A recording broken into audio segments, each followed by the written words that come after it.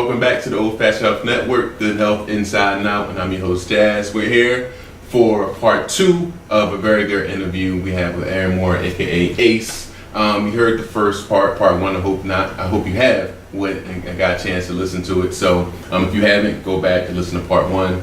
Part 2, we're going to focus on the other part of his journey. So the first part of his life was tumultuous, and now we're about to embark on part 2. And what I want to start with is, so right now I met Ace as a personal trainer. He has his own business. And what got you into physical fitness and wanting to go down that route? Physical fitness, it was a stress reliever throughout the time that I spent in places I didn't want to be. And it was a way to stay sharp. And it was one of the things that translated from the streets. It was like you could play basketball in your neighborhood and you could play it in the gym. No matter if you was in school or college or incarcerated. Yeah. So it was a way to relieve stress, but it became a business thing for me because I realized that while I was able to exercise and work out, I took a passion in the learning. So I was able to teach people. Right. And I didn't know that that was becoming a personal trainer. And I didn't understand what a personal trainer was and really hadn't even heard of the term. Right. You was doing something you love to do. I just was doing something I wanted to do. Did you do that while you were in jail, or did you do it after? Funny thing is, it began while I was in prison. I used to train for commissary. Oh, really? Yeah, the very first time I did it was the time I was studying. Yeah. And I had a real life lab, so to speak. I had a person, it was a Mexican guy out of Kansas City. Yeah. He was a Latin disciple. What's up, Sapo? Okay. He was 5'8", like 342 pounds. Yeah, he was a Mexican kid. He was young, and he used to see me working out, and he asked me to train him. Wow, and that's how I started. That was my first paying client.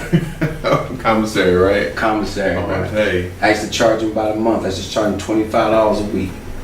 Man, so all right, so now you outside. Did you get a certification? Did you continue that? Well, like I said, I was studying for it while there, so I had paid for a curriculum, and I was in federal prison, and my security level had dropped during this time, so there was perks. I was able to study for the National Federation of Certified Personal Trainers. They offered a course there taught by an inmate, so I took that, and it helped me with my jail dossier of things I was accomplishing. But it also helped me really learn, and I studied and I learned, and I actually got certified while in federal prison at a proctor. Come to the jail, I took the test and got certified. So coming out, you was ready to hit the ground running. Ready to rock and roll. I just had no understanding of how to do it in a real world formula. So who helped you get that understanding? A person I met inside, actually, a kid from Jersey, who was a training manager at LA Fitness. Oh, okay. And he told me, we bumped into each other inside, and then we bumped into each other at the halfway house, and he said, man, I got this hookup, call me when you get out. Yeah. So I called him. I got out May 10th, 2010. I called him May 10th.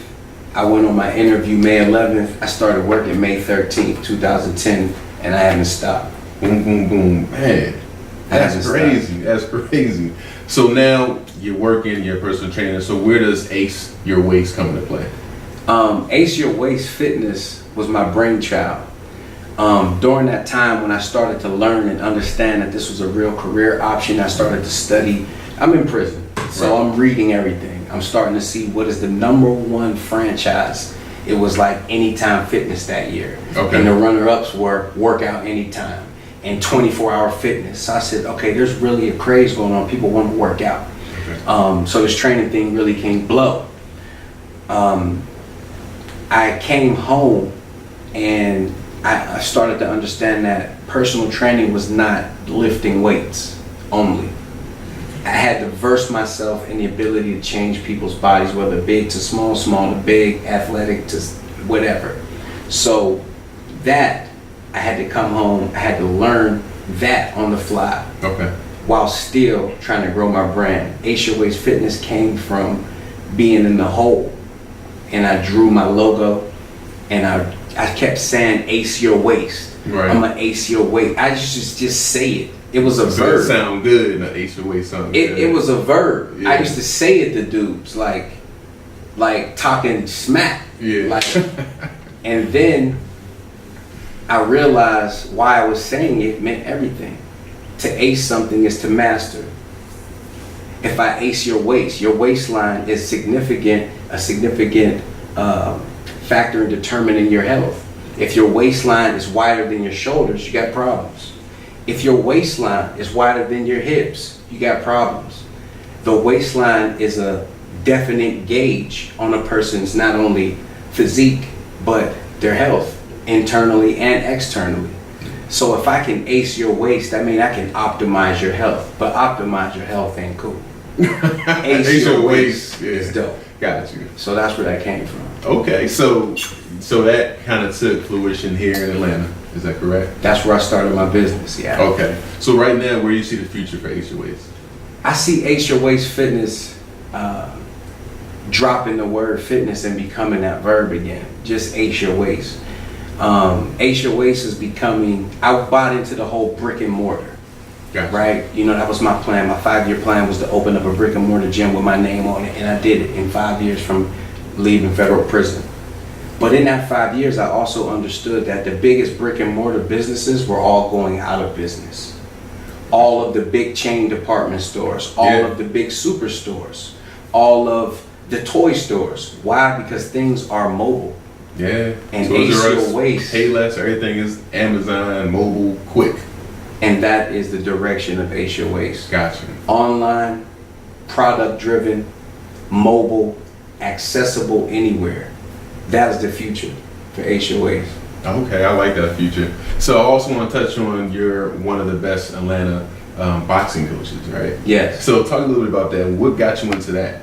Well, boxing was not something the funny thing, I was just telling the guy, I never looked at boxing as a sport. Right. It was kind of like something we all did, whether it was slap boxing, going to the body, whether it was just trying each other, whether it was just something we did, but we had a place where we could go and do it and be structured. Gotcha. During the time in the mid and late 80s, there was a boxing program that came through in a place called Bidwell. And Bidwell's a school in my neighborhood that was started by a brother and a sister. And back then it was an after school center. Now it's a full-fledged charter school. Cool. But this program, you know, it helped us learn how to turn aggression into actual athletics. And it was something that followed me throughout juvenile. I jumped in all the boxing programs. There used to be a boxing program in the state Pennsylvania correctional system. Bernard Hopkins came from it. Okay. So like boxing is a big deal.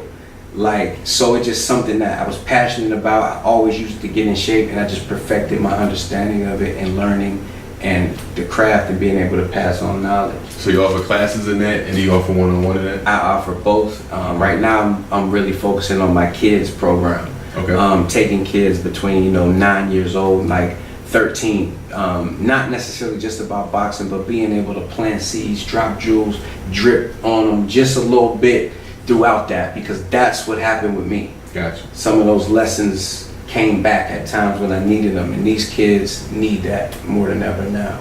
Wow. I've actually seen you train, and I want to come over there sometimes and hop in the training session. I ain't gonna lie, I was like, you training me real quick? But that's cool. So what can you say right now to anybody who's currently locked up or facing that situation to get to the other side? I'm gonna just say this. If you are facing incarceration, don't put your life in the hands of an attorney just because they are your attorney. Do your own research, do your own study, and do your own reading. I'm also going to say, before you end up in a situation where you may be facing incarceration, to all my would-be and soon-to-be, street thugs, whatever it is you want to be, understand what come with it. And if you're not ready to go to prison, if you're not ready to die, then you need not sign up for it, because those are your options. And when they come, you can't make your problem into everybody else problem just because you got caught.